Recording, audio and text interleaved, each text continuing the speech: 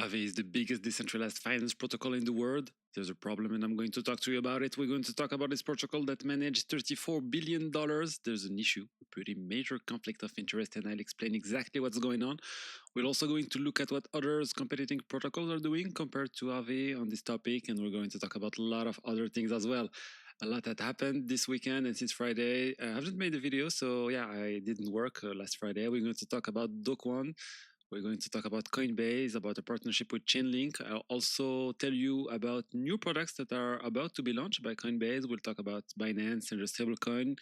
And there a new stablecoin that is integrated into Binance. We also talk about Circle, about USDT, and yeah, a lot of other topics. Hello, everyone, and welcome to Crypto Red, the crypto news channel. Let's start with the crypto prices today. We have BTC at $89,000, Ethereum at $3,100.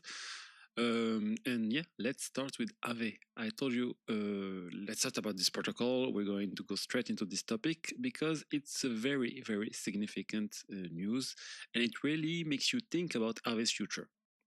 Like I said, Aave is a protocol with huge TVL.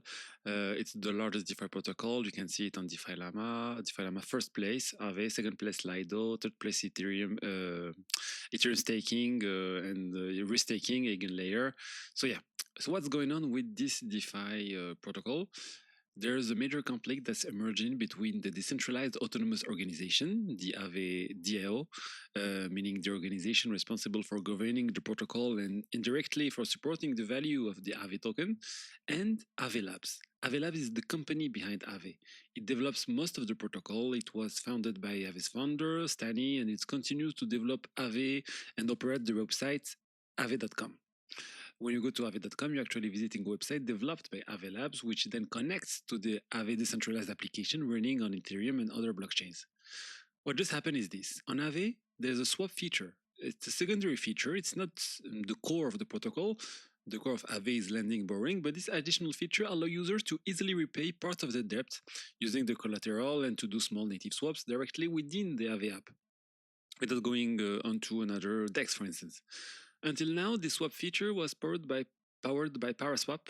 Recently, the Aave.com website switched from Paraswap to CoSwap, which is another trading app. It's really nice. It's worked really well, CoSwap. But up until now, there were affiliated revenues generated through Paraswap, and those revenues were redistributed to the Aave DAO. In other words, the decentralized organization received those revenues, and in one way or another, they ultimately benefited the Aave token holders, whether to token buyback or other mechanism linked to the Aave token. But now, after the switch from Paraswap to CoSwap, trading fees are being collected, trading fee there are now trading fees that are added, and these fees are going to Aave Labs, the company behind Aave. And there's kind of a diversion of funds, if we can call it that. Revenue that was previously going through Paraswap and flowing to the Aave DAO is now going directly into Aave Labs, a private company, which does not redistribute anything to the Aave token holders. And we're not talking about something trivial here. According to estimate, this represents potential revenue of around $10 million per year. And if we look at it, yeah, we can see Aave's revenues. They generate approximately $100 million per year. So that's around 10% of Aave annual revenue that could have gone to the protocol, but instead is going to Aave Labs. And right now, there's real drama unfolding on the governance forum. It all started about 4 days ago with a post from someone very involved in the community, a delegate. They posted a message asking Aave for explanation, what happened here. And the founder of Aave basically replied, look, Aave Labs own the Aave brand. They grant a license to DAO, so it can use that brand, but Aave Labs is the one that owns it. And he was very clear about it. A DAO owns absolutely nothing. It can't own nothing because it's not a legal entity. The Aave DAO is not a legal entity, so it can't hold assets. As a result, the domain name belongs to Aave Labs, the brand belongs to Aave Labs, and Aave Labs licensed it to the DAO. But in the end, they said very clearly, Aave.com is our website. It's our product. We can do whatever we want with it. If we want to monetize additional features like swaps, we'll do it. And that's exactly what they decided to do. And with the new version of Aave V4 coming, it will maybe go even further. There's the concept of vaults that are going to be set up by Aave Labs without touching the core protocol again. but the main interface could end up routing users through these vaults. And that creates an additional revenue stream. That could create an additional revenue stream for Aave Labs that is controlled by Aave Labs, because that's where the money, that's where users will interact with the protocol mainly. So yeah, honestly, this is starting to look worrying for the future of Aave, because there's a clear conflict of interest. Things are getting pretty tense in the governance forums. The community is trying to understand what's really going on, who actually owns what, who owns the license, who controls what. And what people are starting to realize is that the website, the interface people actually use, is a central point. When someone types aave.com, that's where the traffic goes, and that's where the money is. That's where the value can be captured. And honestly, this is starting to be a problem for me in the long term, because when it comes to holding the Aave token, I want to be sure that the Aave token is the one who captures the maximum amount of value. I have the feeling that little by little, Aave Labs will try to extract as much value as possible to maximize profit, maximize revenue. Sure, some non-negligible part will probably continue to go to the DAO, but a large portion could be diverted in a way by Aave Labs. Now, to be fair, they kind of deserve it as well, because they're the ones building the protocol. Without Aave Labs, there would have been no Aave. So they're not just trying to exploit and extract a lot of value, they're also creating value for sure, but they are already paid for this value they created. And this really highlights a fundamental issue. You have a company with shareholders whose objective is to maximize profits. On the other side, you have a token, a decentralized DAO, whose objective is to increase the value of that token. Those are not the same objectives. Aave Labs' goal is to generate profit for the company. The token holder, well, their goal is to increase the price of the token. We don't even know how many Aave tokens Aave Labs holds. Maybe they're aligned, maybe they're not, but it's very possible that they rather take tens of millions of dollars per year through new features than focus on increasing the value of the Aave token. And this really reminds me a lot of Uniswap. It's the exact same setup with Uniswap Labs and the Uni token. And the Uni token has struggled for a long time. There was no revenue sharing. This is starting to change now, but it's same structural issue. When you have a competing protocol, no, in fact, there are other solutions. You have a competing protocol to Aave called Morpho, which I've talked to you about quite a bit, and which is completely different in their governance approach. They recently explained it very clearly. There's no company owned by individual shareholders.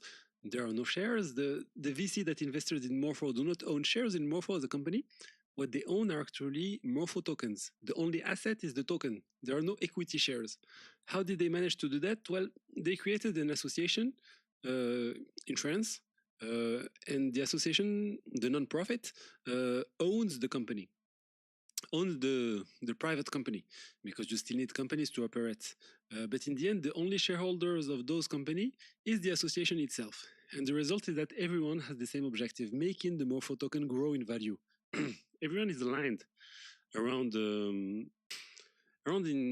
increasing the value of the Morpho token. And that's actually a good thing. There's an alignment of incentives, and I honestly think that's very healthy.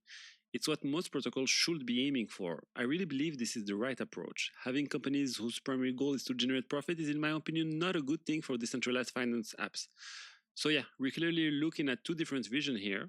And I've already told you why I personally like Morpho. It's because it represents a different vision compared to Aave.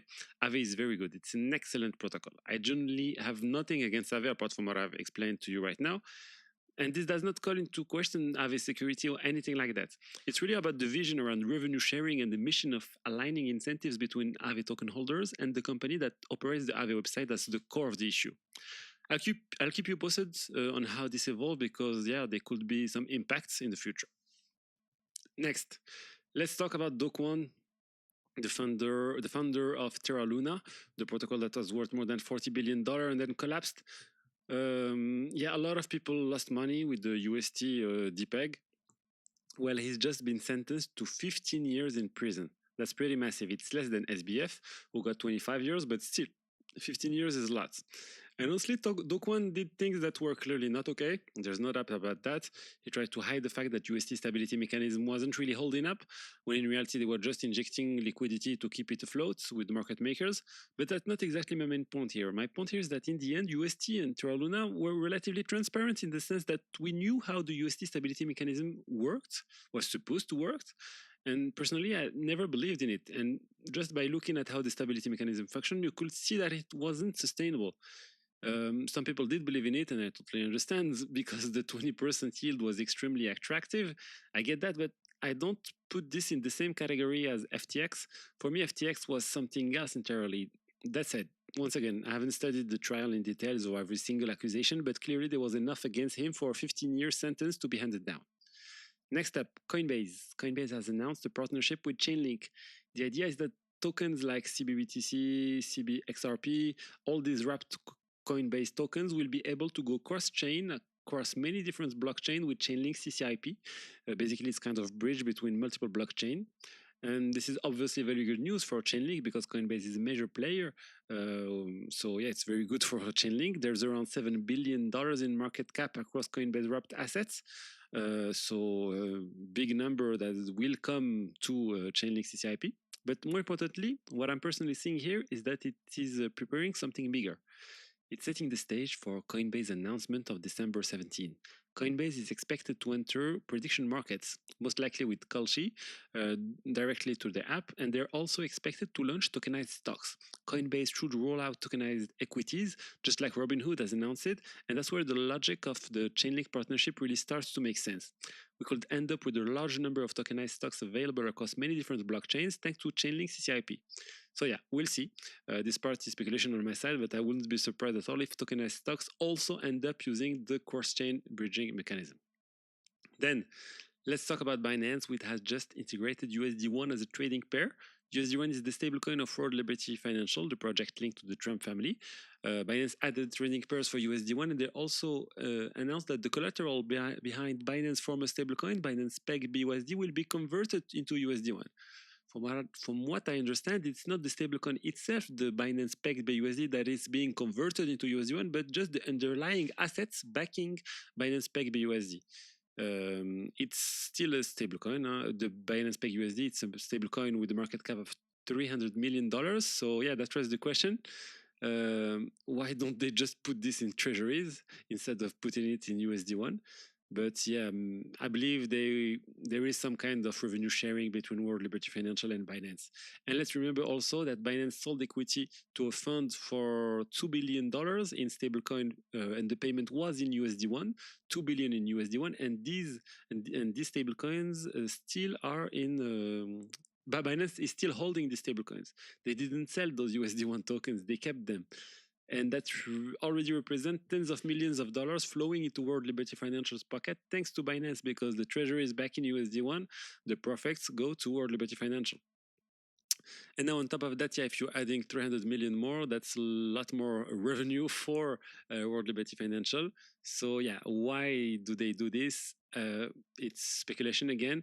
I really hope it's just a financial agreement between these two companies, and it's not something else, because Trump granted a pardon to Binance to Binance owner CZ. So yeah, that's the news about Binance. But yeah, it's mostly, I believe I believe it's just a revenue sharing deal. Staying on the topics of stablecoins, we also have Tether, the company behind USDT, which tried to buy Juventus, the football club from Italy. They already own 10% of the club, and they made an offer to buy the rest of the club, the 65% owned by the Agnelli family. But for now, that offer was completely rejected. So yeah, next, a really good news for Solana. Firedancer, the new validator client, has officially gone live on the Solana blockchain, and the technical capabilities and performance of the software are extremely impressive in theory, and we'll see how far it actually goes. It could unlock up to 1 million transactions per second. The software itself is capable of that, although of course there are other constraints on a blockchain like hardware performance and latency and other stuff, but still, this is an extremely powerful piece of software. until now, Solana basically relied on a single client. There was slight variation of one client. Now there will be another client, and it's really important because when everyone runs the same code, a single bug can take the entire blockchain down. Ethereum doesn't have this issue because it runs multiple independent clients, and that client diversity is a huge strength.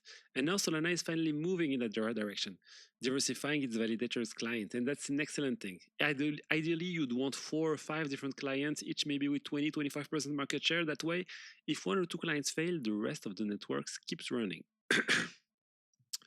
And yeah, what just happened with Fire Dancer is a major milestone for Solana. I really hope it continue, and I hope that Fire Dancer doesn't end up with 90 or 95% market share, because then we'd be back to the same problem: one dominant client controlling almost everything.